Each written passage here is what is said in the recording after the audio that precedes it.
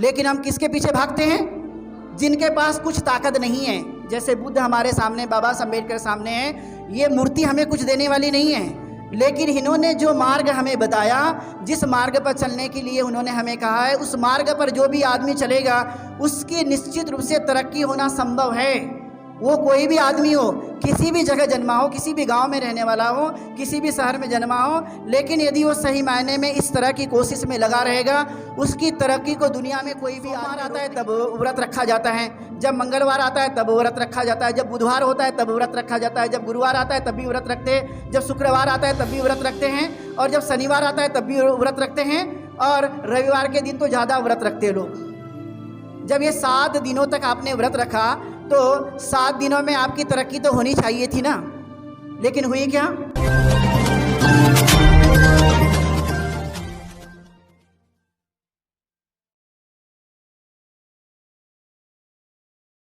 क्योंकि आप जानते हैं कि भारत एक ऐसा देश है जहाँ पर हमारे महापुरुषों ने काफ़ी संघर्ष किया, चाहे वो पुरुष हो चाहे महिलाएं हो, उन सभी लोगों के लिए महापुरुषों ने संघर्ष किया। और यही महापुरुषों की आवाज़ को और भी भारत के अंदर में जगह जगह कोने कोने में बुलंद करने के लिए ऐसी संस्थाओं के माध्यम से समाज के उत्थान के लिए, चाहे वह वैचारिक हो, चाहे शैक्षणिक हो, चाहे वह आर्थिक हो, सभी प्रकार के उत्थान के लिए संस्थाओं की एक बड़ी जिम्मेदारी रहती है कि वे समय समय पर समाज को एक प्रगति के राह पर ले जाने की कोशिश करें। और उसी की कड़ी में प्रबुद्ध सेवा संस्थान, यह भी एक संस्था जिन्होंने इसका निर्माण किया, स्पेशली इसमें महिलाएं हैं। बाबा साहब अम्बेडकर की एक बात को मैं बड़ा कोट करते रहता हूँ। बाबा साहब अम्बेडकर ने कहा था कि किसी भी समाज की प्रगति का आकलन कैसे किया जाए, तो उन्होंने कहा था कि किसी भी समाज की तरक्की का आकलन उस समाज की महिलाओं से किया जा सकता है। और यदि भारतीय संविधान लागू होने के बाद में देखा जा रहा है कि भारत में कितनी महिलाएं आज प्रगति हो रही है पहले की तुलना में, और ये समाज की नैतिक जिम्मेदारी है कि हम भी उनको ज़्यादा से ज़्यादा विकसित करें, उन्हें विकास के राह पर लाने की कोशिश करें। लेकिन फिर भी आपने देखा हो कि आज भी समाज के अंदर में बहुत सारे ऐसे कर्मकांड हैं, अंधविश्वास है, रूढ़ी परंपराएं आज भी मौजूद हैं, और उसके पोषक और कोई नहीं बल्कि समाज के लोग ही हैं। समाज के लोग, रहने वाले समाज के लोग ही इसको पालने और पोषण करने का काम करते रहते हैं।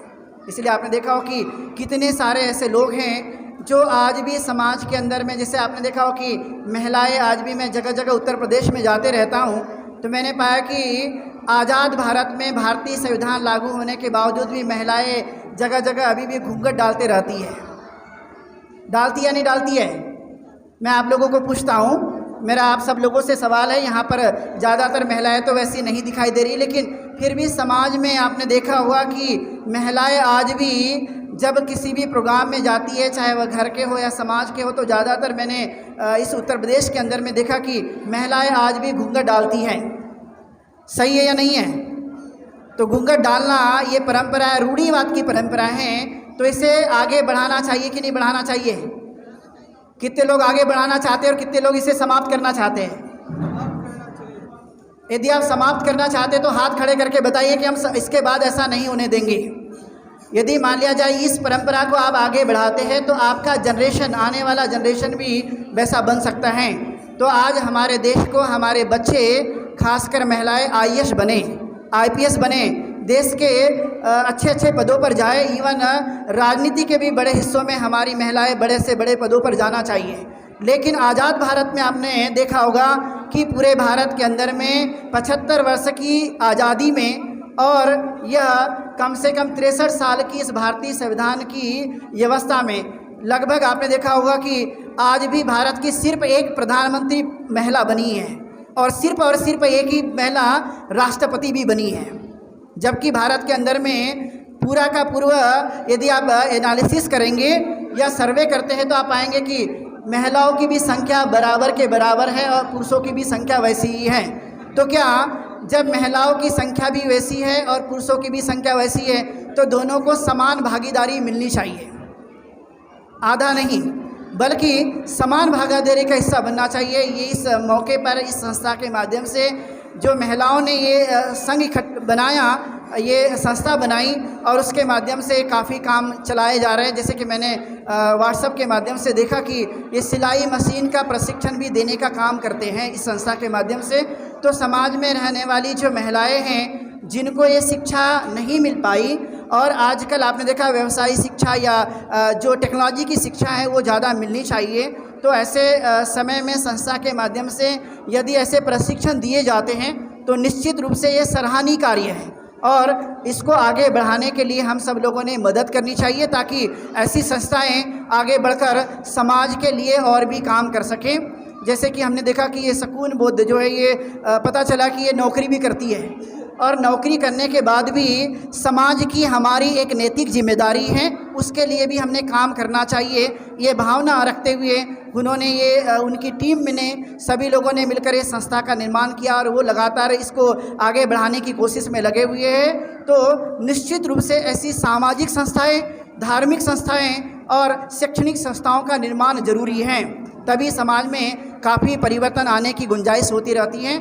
जब तक समाज में जिम्मेदार लोग तैयार नहीं होंगे तब तक समाज की प्रगति काफ़ी मुश्किल मानी जाती है। और इसलिए हम लोगों ने सब लोगों ने ये नैतिक जिम्मेदारी के आधार पर ये भावना बनानी चाहिए कि कम से कम हम इस काम को आगे बढ़ाएं।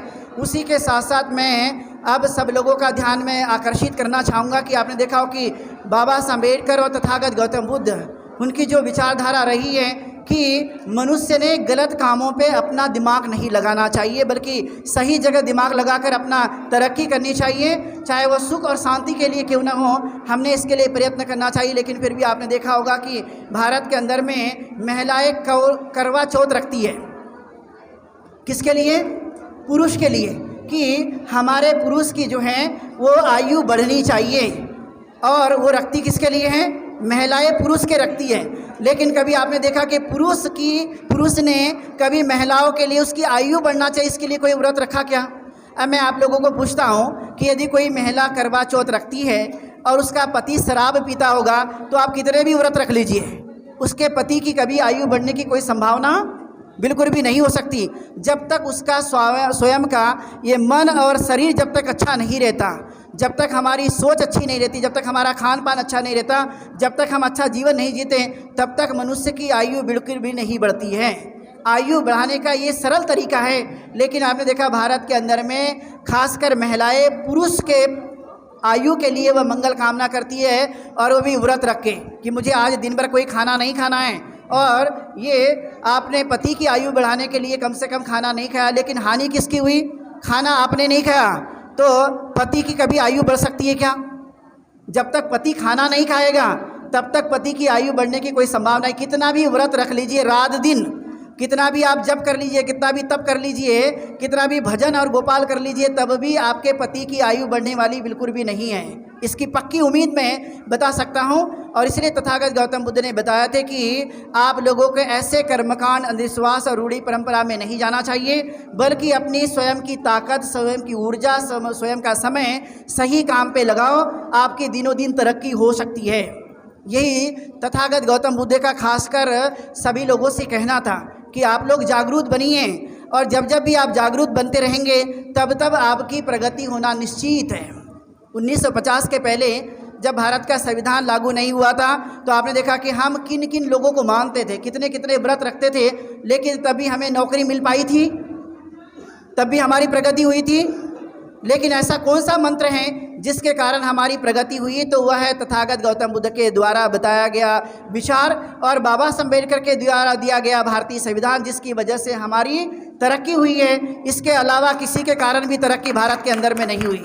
और इसलिए आप लोगों के मन में ये बातें आनी चाहिए कि मैं जीवन पर्यंत किसी के लिए भी कोई व्रत नहीं रखूँगा या नहीं रखूँगी, क्योंकि आपने देखा कि सोमवार आता है तब व्रत रखा जाता है, जब मंगलवार आता है तब व्रत रखा जाता है, जब बुधवार होता है तब व्रत रखा जाता है, जब गुरुवार आता है तब भी व्रत रखते हैं, जब शुक्रवार आता है तब भी व्रत रखते हैं, और जब शनिवार आता है तब भी व्रत रखते हैं, और रविवार के दिन तो ज़्यादा व्रत रखते हैं लोग।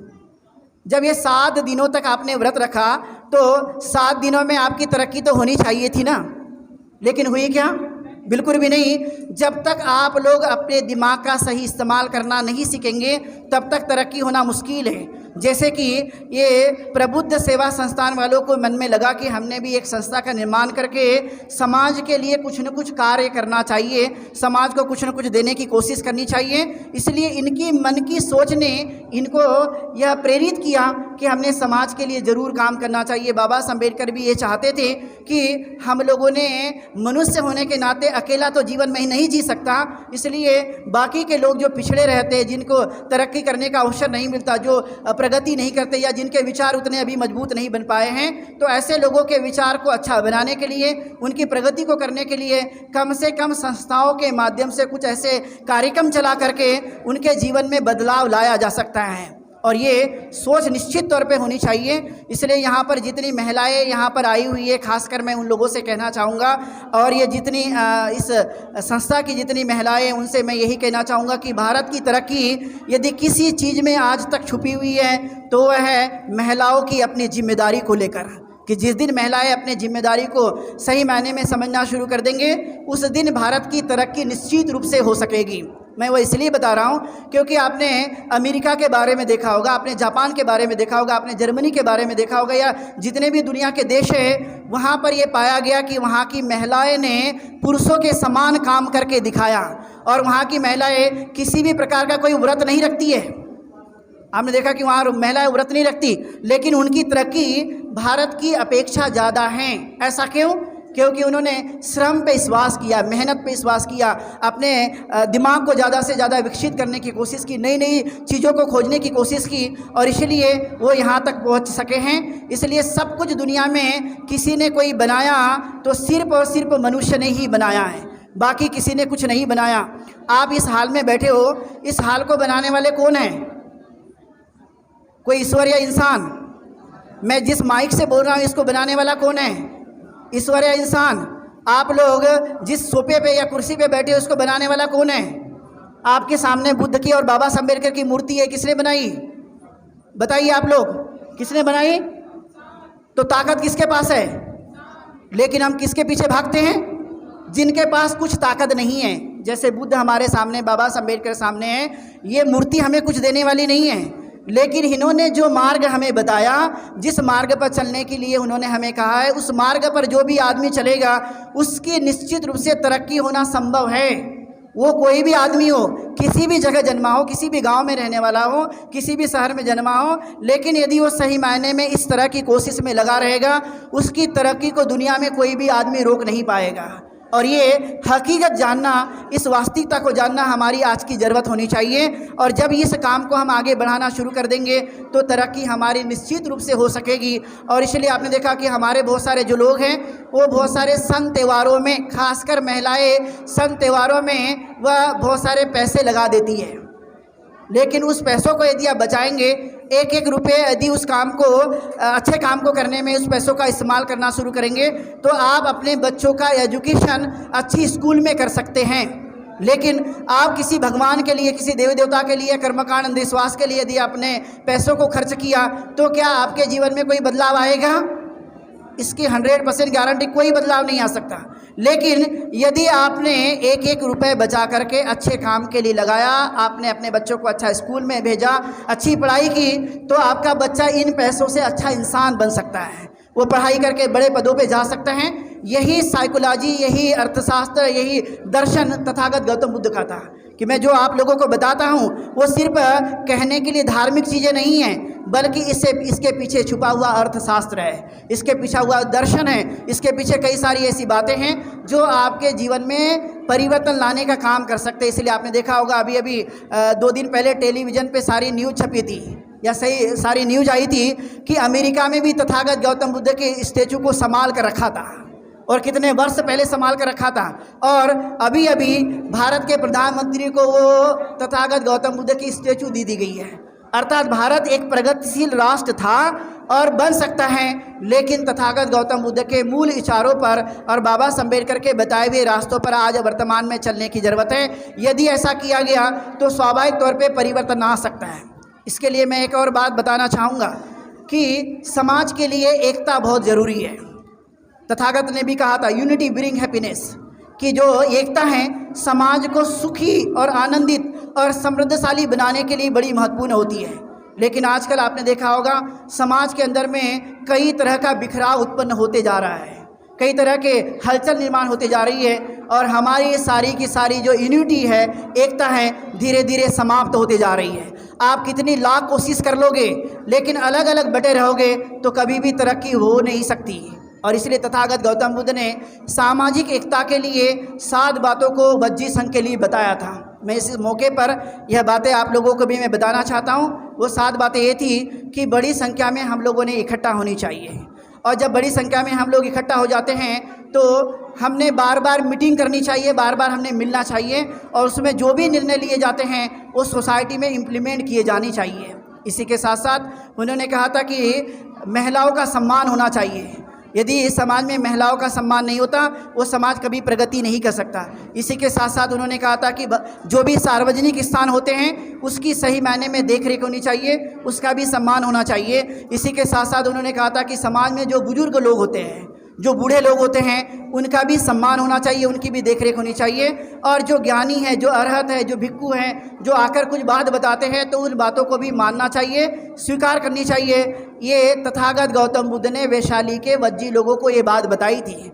और एक बार जो है अजातशत्रु ने अपने सेनापति को तथागत गौतम बुद्ध के पास भेजा कि हम लोग वज्जियों पर आक्रमण करना चाहते हैं और वज्जी लोग यदि वज्जी कैसे जीत पाएंगे, क्योंकि हमने बहुत बार आक्रमण किया लेकिन वो हमने उनको जीत नहीं पाए। तब तथागत ने वत्सकार ब्राह्मण को बुलाकर पूछा कि क्या मैंने 7 बातें उस वज्जी संघ को बताई थी, वे 7 बातों को अभी भी मानते हैं या नहीं मानते।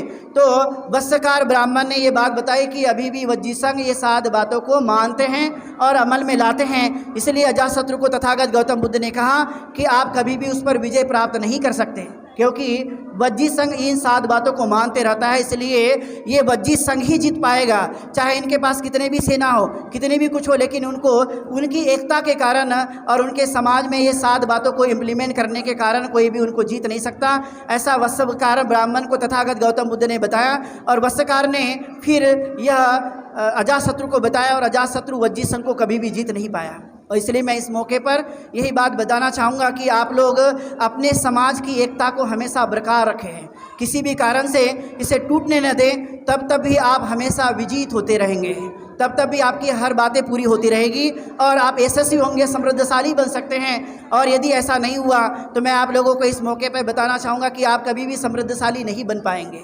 क्योंकि यही एक मूल मंत्र है, यही एक गुण धर्म है मनुष्य के जीवन को कि हम अपनी समाज की एकता को सदा ही बरकरार रखने की कोशिश करें और महिलाओं को ज़्यादा से ज़्यादा प्रोत्साहित करें ताकि वो समाज के अंदर में बड़ी अच्छे से नेतृत्व करने की क्षमता उनके मन में निर्माण हो। यदि ऐसी हमने कोशिश की तो यह देश कभी भी पीछे नहीं रह सकता, चाहे वह गाजियाबाद हो या भारत का कोई भी गांव या शहर हो, वो कभी भी पीछे नहीं रह सकता। इसलिए हमने अकेले यदि तरक्की की है, हमारी नैतिक जिम्मेदारी है कि हम भी दूसरों को तरक्की के इस मार्ग पे लाने की कोशिश करें। यदि ऐसा काम किया गया तो स्वाभाविक तौर पे समाज को हम लोग विकास की तरफ में लेकर जा सकते हैं, उन्हें अच्छा बना सकते हैं। इसलिए यहाँ पर जितने भी लोग आए हुए हैं इस स्थापना दिवस के अवसर पर, मैं आप लोगों को यही चाहूँगा कि आपने यदि कर्मकांड करना छोड़ दिया है, अंधविश्वास मानना छोड़ दिया, रूढ़ी परंपरा को यदि मानना छोड़ दिया तो दूसरों को भी इस तरह से बनाने की कोशिश करें और वैज्ञानिक जो सोच है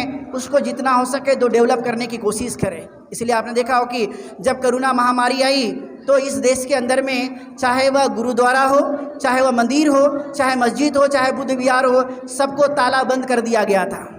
किसी ने भी एक आदमी वहाँ से उठकर नहीं आया कि इस समाज में फैली हुई महामारी को दूर किया जा सके। इससे अंदाज़ा लगाइए कि जहाँ जहाँ पर भी यह लोग बिठाले गए हैं वो कभी आपकी तरक्की नहीं कर सकते, बल्कि हमारी अपनी खुद की मेहनत, हमारी सोच, हमारा ज्ञान और हमारा विवेक बुद्धि हमें आगे बढ़ा सकता है, हमारी प्रज्ञा ही हमें आगे बढ़ा सकती है। इसीलिए हमें इन चीज़ों को ही मानना चाहिए।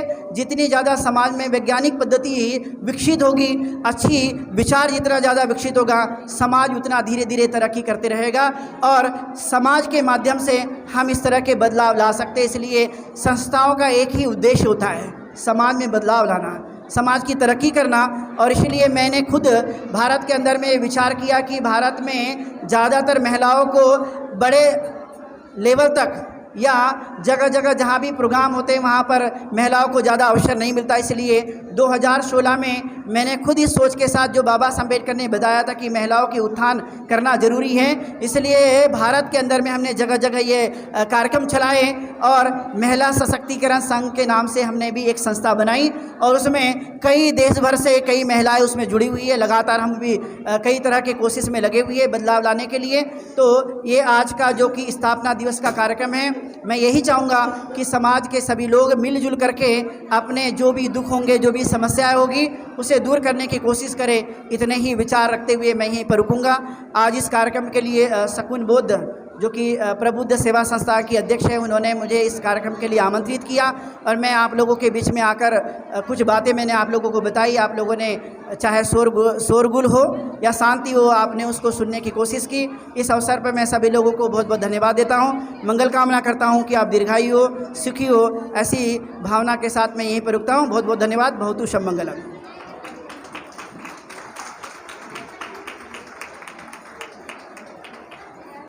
मेरा चैनल, आपका चैनल, समाज का चैनल, देश का चैनल NV News 24/7 को आप लाइक करें, सब्सक्राइब करें और ज़्यादा से ज़्यादा इसकी वीडियो को शेयर करें ताकि हर खबर को मैं आप तक आसानी से पहुंचा सकूं।